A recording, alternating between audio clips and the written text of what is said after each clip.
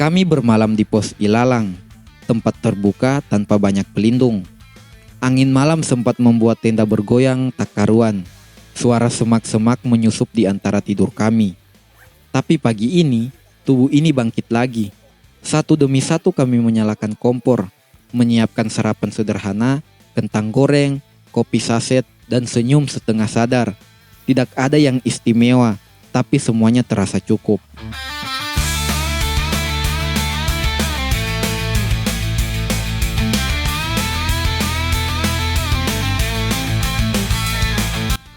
Pagi belum sepenuhnya datang.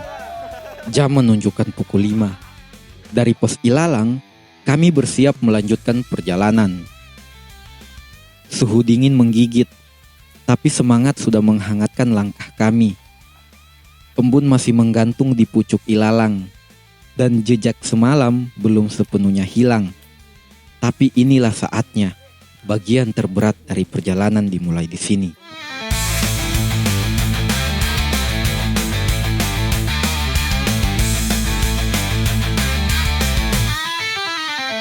Langkah kami pelan, tidak banyak bicara, sunyi mendominasi. Mungkin karena masih mengantuk, mungkin karena ingin menghayati. Setiap pendaki punya dialog sendiri dengan alam.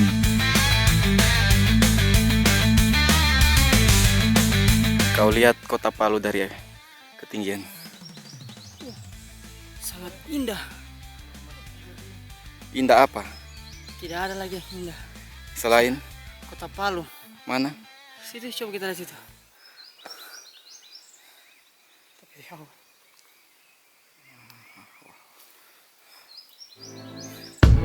Oke.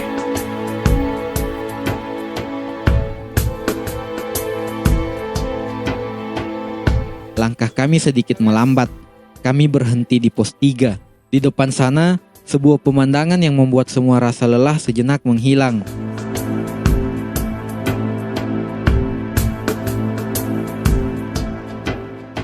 Batu gantung berdiri tegak di sisi tebing, menggantung seolah tanpa tumpuan, diam, tapi seolah bicara banyak, tentang keseimbangan, tentang keberanian, tentang bagaimana sesuatu bisa tetap bertahan, walau tak lagi punya pegangan. Kota Palu terlihat kecil dari sini, segala keributan dunia terasa jauh, yang terasa hanya rasa syukur, dan sejenak kami merasa damai.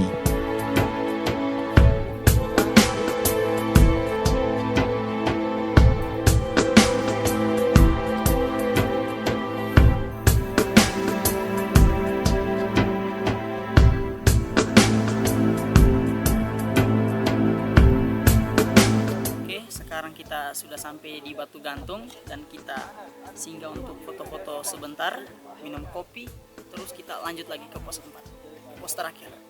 Tetap semangat. Coba lihat dulu puncaknya. Dari Batu Gantung, perjalanan berlanjut. Kabut tipis mulai terangkat, diganti matahari yang pelan-pelan meninggi. Jalur terasa rapat, dan kami kini menyusuri punggungan bukit. Pohon tinggi menjadi tembok hidup di kanan kiri.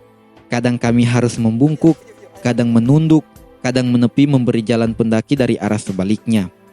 Tidak banyak kata, karena memang tak banyak yang bisa dikatakan.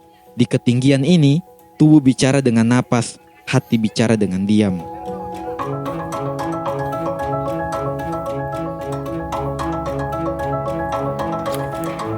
Dan akhirnya, kami tiba di tempat tertinggi di Gawalise, di titik di mana langit terasa lebih dekat, di mana suara angin lebih jujur.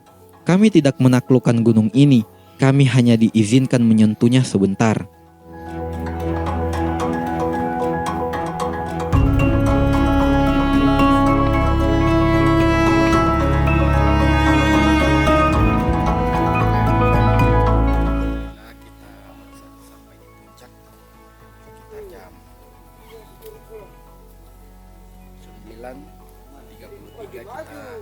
Tiba di puncak. Jauh. Inilah kondisi puncak di waktu libur. Banyak pendaki lain. kompor untuk masak kopi. Ya, oke, sekarang kita sudah sampai di puncak. Cuacanya sangat dingin. Kita lagi sedang duduk-duduk sambil buat kopi. Dan habis buat kopi, kita sembari tunggu teman juga yang sedang naik kemari. Dan kita boleh lihat teman-teman di sini juga sangat banyak. Sambil tunggu foto-foto, kita ikut foto juga. Oke, itu saja. Kevli, mana? Dikasih taruh Sandi jaket. Mana? Kenapa itu? Dia pakai jaket pakai bangka itu. Malam kita makan apa? Tadi malam menunya ada sayur dengan sosis, lagi ayam boku, Lagi. nasi dengan tempe sambal. Bagaimana? Enak? Wih, betul enak. Rasanya lebih enak daripada makan di kota. Bagaimana menurutmu di puncak banyak orang? Kenapa? Tapi sama-sama mendaki, orang sama-sama ke puncak. Bagusnya dia pas jangan hari weekend Mau naik? Kenapa? rekomendasi itu Kenapa? ya Bagaimana pendakian mendaki bersama teman-teman? Main melelahkan, Kenapa? perjalanannya sangat menantang. Nantang. Langkah-langkah yang kita bikin tadi bagaimana?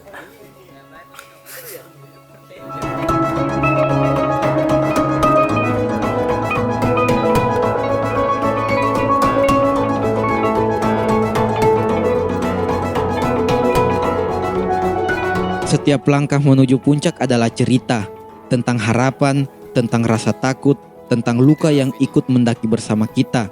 Tapi di puncak, semuanya perlahan menyatu. Kami bukan siapa-siapa, tapi hari ini kami merasa punya segalanya.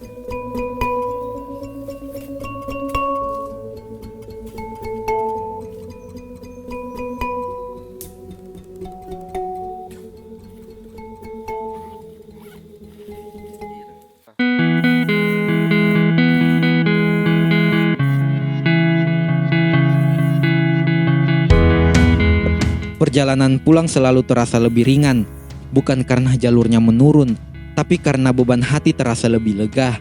Kami meninggalkan puncak, tapi puncak tidak pernah meninggalkan kami.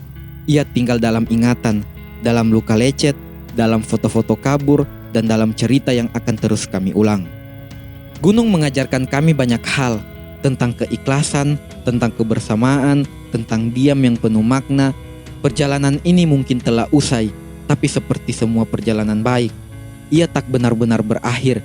Ia hidup di dalam diri kami.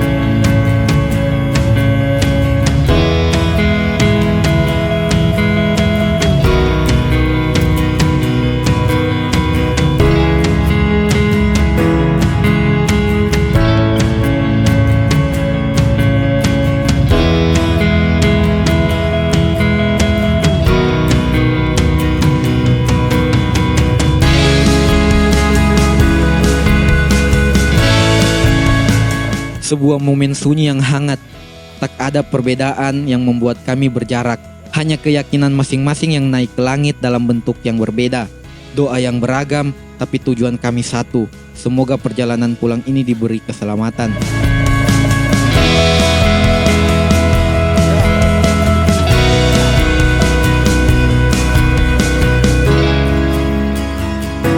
Skal.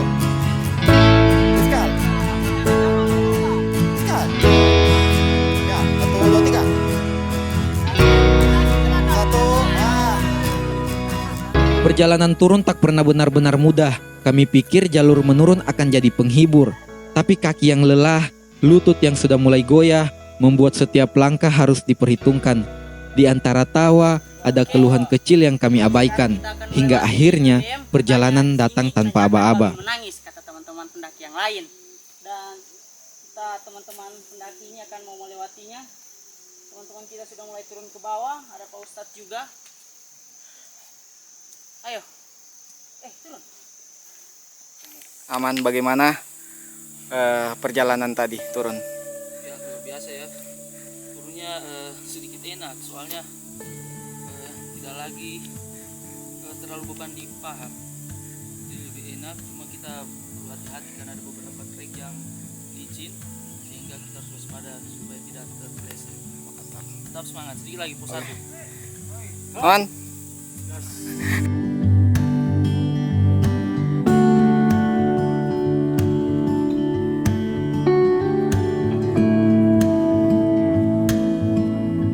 Alhamdulillah kita dapat air.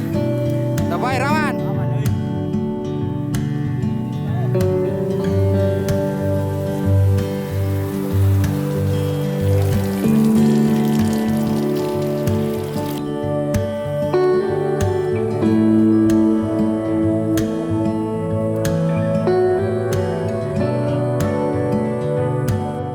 Turun gunung mengajarkan kami sesuatu yang tak kami duga. Kadang yang terlihat ringan bisa berubah menjadi beban. Kadang yang paling kuat bisa lemah, tapi selama ada tangan yang terulur, tak ada yang harus takut karena gunung bukan hanya tentang puncak, tapi tentang pulang. Terima kasih, semoga perjalanan selanjutnya kita akan tetap bersama. Sampai jumpa di pendakian selanjutnya. Salam literasi dari Bayu Angreza.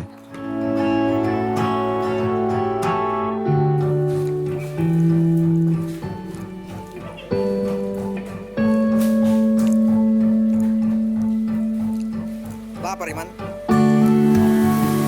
Sampai ketemu. Oke. Siap. Thank you. Oke.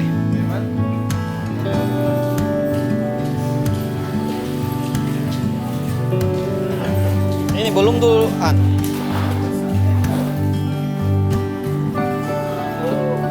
Siapa sih namanya ini?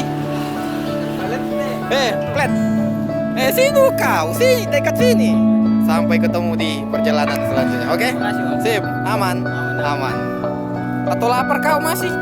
Oh, sudah.